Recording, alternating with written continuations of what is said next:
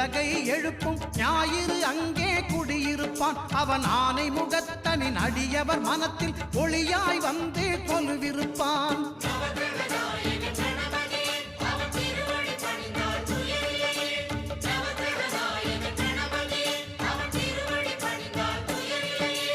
ஒன்பது கோளும் ஒன்றாய் காண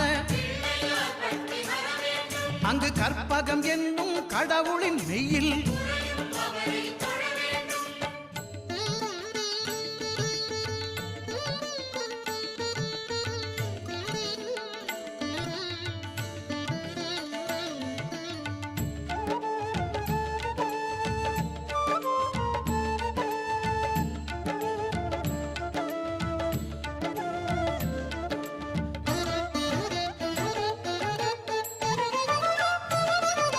திங்கள் பகவான்